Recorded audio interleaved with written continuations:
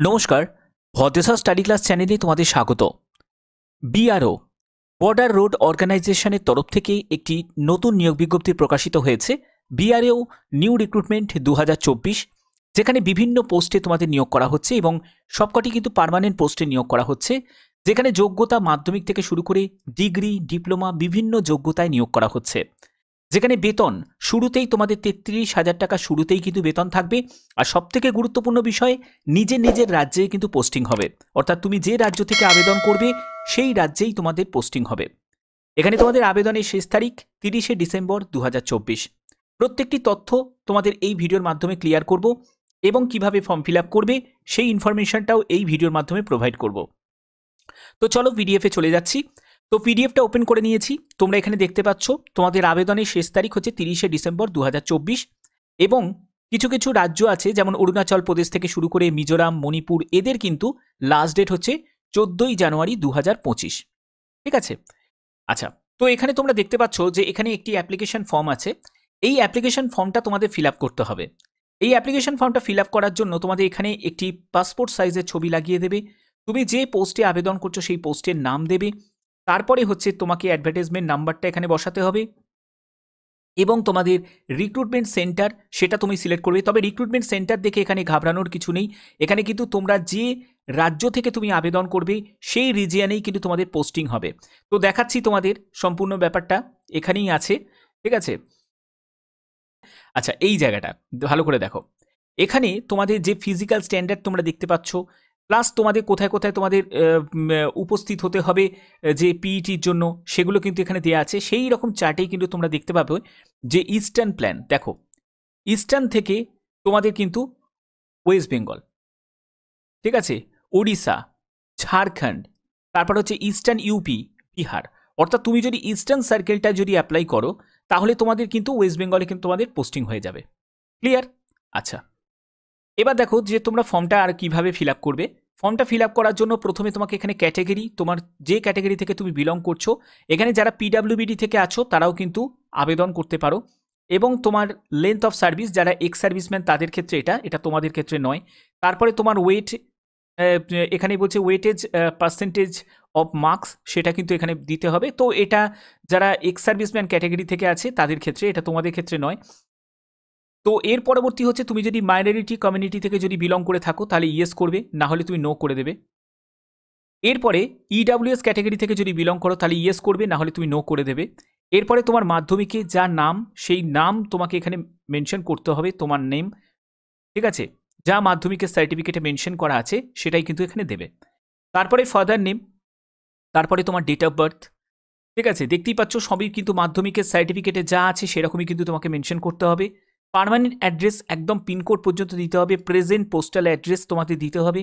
সম্পূর্ণ ডিটেলসটা দেওয়ার পরে এই জায়গাটা আসবে যেখানে তোমাদের ব্যাংক মানে অ্যাপ্লিকেশন ফিজ তোমাদের দিতে হবে, যেখানে ব্যাংকের নেম, তারপরে হচ্ছে তোমাদের online payment reference number, transaction date, amount তোমাদের দিতে হবে। এখানে তোমাদের আবেদন মূল্য লাগবে সম্ভবত 50 টাকা মতো তোমাদের আবেদন মূল্য লাগছে। এর পরবর্তী আমি দেখাচ্ছি।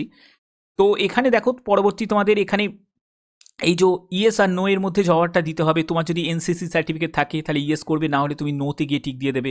তুমি যদি জম্মু কাশ্মীর থেকে বিলং করো তাহলে তুমি ইয়েস করবে, না হলে তুমি নোতে গিয়ে টিক করে দেবে। তো এইগুলো একটু দেখে নেবে ভালো করে। ঠিক আছে?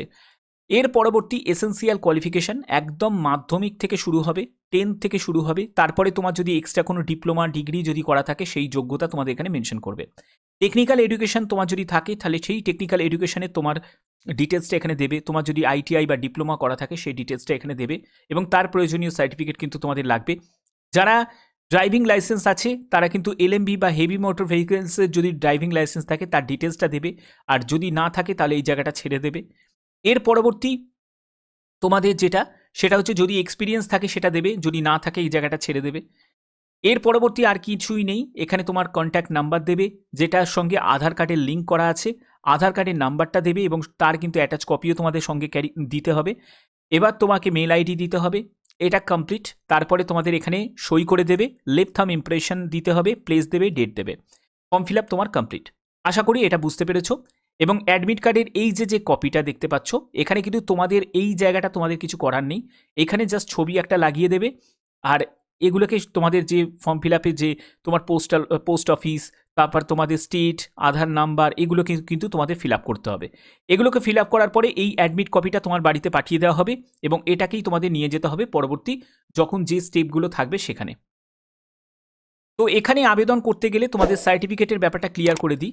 তোমাদের সার্টিফিকেট একটা যেটা লাগবে, যেহেতু এটা একটা কেন্দ্রীয় সরকারি চাকরি, তো সেক্ষেত্রে তোমাদের কিন্তু গভর্নমেন্ট অফ ইন্ডিয়া অর্থাৎ সেন্ট্রাল সার্টিফিকেট কিন্তু প্রয়োজন। সেন্ট্রাল সার্টিফিকেটের তোমরা ফরম্যাটটা এখান থেকে পেয়ে যাবে।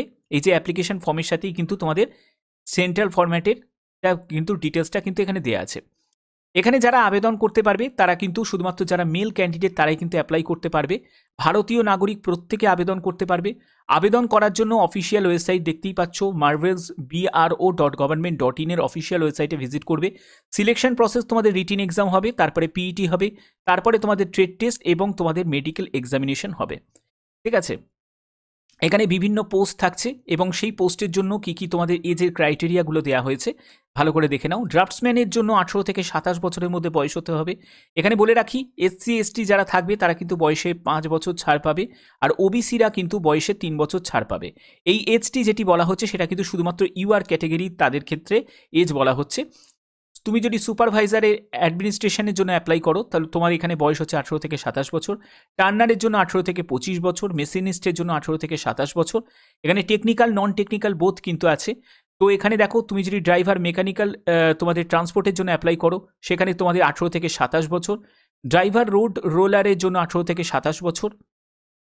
এর পরবর্তী তোমাদের অপারেটর দেখতেই পাচ্ছ 18 থেকে 27 বছর, এবং এখানে কিন্তু এসসি এসটি যারা থাকবে তারা কিন্তু রিল্যাক্সেশন পেয়ে যাবে। এবং দেখো এখানে দেওয়াও আছে এসসি এসটিদের ক্ষেত্রে 5 বছর এবং ওবিসিদের ক্ষেত্রে 3 বছর। ঠিক আছে, আচ্ছা এবার কোন পোস্টের জন্য কি কি যোগ্যতা প্রয়োজন, ভ্যাকেন্সি কি আছে। ভ্যাকেন্সি দেখতেই পাচ্ছ 466টি মতো টোটাল শূন্যপদে তোমাদের নিয়োগ করা হচ্ছে সম্পূর্ণ পার্মানেন্টভাবে। এবং এখানে তোমাদের এর পরবর্তী আর কি কি বলা হচ্ছে দেখি। তো এখানে তোমাদের যোগ্যতার ব্যাপারটা কি বলা হচ্ছে, যে যোগ্যতা কি প্রয়োজন, কোন পোস্টের জন্য কি যোগ্যতা থাকতে হবে সেটাও কিন্তু এখানে ডিটেলসটা দেওয়া আছে। দেখো এই পিডিএফটা অনেক বড় পিডিএফ, তার জন্য একটু খুঁজে খুঁজে দেখতে হচ্ছে যে কোথায় কি আছে।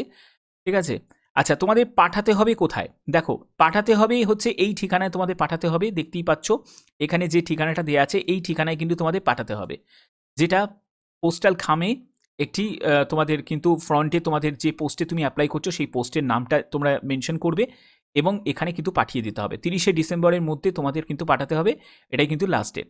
ঠিক আছে, এবার দেখো এসেন্সিয়াল কোয়ালিফিকেশন। এসেন্সিয়াল কোয়ালিফিকেশন কি প্রয়োজন, ড্রাফটসম্যানের জন্য তোমাদের কিন্তু 10th প্লাস 2 দেখতেই পাচ্ছ। তোমাদের সায়েন্স সাবজেক্ট কিন্তু তোমাদের থাকতে হবে রিকগনাইজ বোর্ড থেকে, এবং তোমাদের 2 বছরের তোমাদের এখানে যে সার্টিফিকেটের কথা বলা হচ্ছে আর্কিটেক্ট নিয়ে। এবং তোমাদের যদি সুপারভাইজার অ্যাডমিনিস্ট্রেশনের জন্য অ্যাপ্লাই করো এখানে কিন্তু ডিগ্রি যোগ্যতা চাওয়া হয়েছে। ঠিক আছে, রিকগনাইজ ইউনিভার্সিটি থেকে। এবং তোমাদের বলা হচ্ছে যে National Cadet Corps B certificate কিন্তু তোমাদের প্রয়োজন। টার্নারের জন্য দেখো এখানে তোমাদের কিন্তু টার্নার তোমাদের সার্টিফিকেট প্রয়োজন, যেটা আইটিসি বা আইটিআই এর কোনো যোগ্যতা তোমাদের থাকতে হবে। মেশিনিস্টের জন্য কিন্তু মাধ্যমিক পাস যোগ্যতা প্রয়োজন এবং তোমাদের মেশিনিস্টের সার্টিফিকেট থাকতে হবে। তুমি যদি ড্রাইভার পদের জন্য আবেদন করো এখানে কিন্তু মাধ্যমিক পাস যোগ্যতা প্রয়োজন এবং তোমাদের কিন্তু হেভি মোটর ভেহিকেলসের কিন্তু ড্রাইভিং লাইসেন্স থাকতে হবে। তুমি যদি ড্রাইভার রোডের জন্য অ্যাপ্লাই করো তাহলে তোমাদের মাধ্যমিক পাস যোগ্যতা প্রয়োজন এবং এখানে কিন্তু তোমাদের হেভি মোটর ভেহিকেলসে কিন্তু বা রোড রোলার ড্রাইভিং লাইসেন্স কিন্তু তোমাদের থাকতে হবে। অপারেটর দেখতেই পাচ্ছ এখানে তোমাদের মাধ্যমিক পাস যোগ্যতা এবং হেভি মোটর ভেহিকেলসের কিন্তু লাইসেন্স তোমাদের থাকতে হবে। তো এই সব যোগ্যতা যদি থাকে তাহলে তোমরা কিন্তু এখানে অ্যাপ্লাই করতে পারবে। ঠিক আছে, পিইটি তোমাদের কিন্তু হবে এবং পিইটির জন্য তোমাদের যে তুমি রিজিয়ন সিলেক্ট করবে সেই রিজিয়নেই তোমাকে ডাকা হবে। এখানে দেখতেই পাচ্ছ 1.6 কিলোমিটার তোমাদের রান থাকবে, যেখানে একবারই কিন্তু তোমরা সুযোগ পাবে এবং 10 মিনিট তোমাদের সময় দেওয়া হবে, তার মধ্যে 1.6 কিলোমিটার রান তোমাদের কমপ্লিট করতে হবে। এরপরে তোমাদের কিন্তু হাইট চেস্ট এখানে কিন্তু বলা আছে, তোমরা দেখতেই পাচ্ছ। যারা যারা ওয়েস্ট বেঙ্গল থেকে আমি তাদের উদ্দেশ্যেই বলে দিচ্ছি, 157 সেন্টিমিটার হাইট হতে হবে এবং 75 সেন্টিমিটার নর্মাল অবস্থায় বুকের ছাতি এবং বুকের ছাতি ফুলিয়ে 5 সেন্টিমিটার ফোলাতে হবে, অর্থাৎ 80 সেন্টিমিটার হতে হবে। এবং তোমাদের ওয়েট কিন্তু 50 কেজি হতে হবে মিনিমাম। এগুলো কিন্তু মিনিমাম ওয়েট, মিনিমাম হাইট। ঠিক আছে, এর থেকে বেশি হলে কোনো সমস্যা কিন্তু নেই, কিন্তু এর থেকে কম হলে কিন্তু ডিসকোয়ালিফাই করে দেওয়া হবে। তো এই ভিডিওর মধ্যে প্রত্যেকটি তথ্য তোমাদের কাছে ক্লিয়ার করলাম। এই নোটিশটা কিন্তু জারি হয়েছে, তোমরা দেখতে পাচ্ছ এমপ্লয়মেন্ট যে নিউজ পেপারে সেটা কিন্তু এই নোটিশটা কিন্তু জারি হয়েছে। তো এটা একদম লেটেস্ট আপডেট তোমাদের জন্য। তো প্রত্যেকটি তথ্য তোমাদের এই ভিডিওর মাধ্যমে ক্লিয়ার করলাম।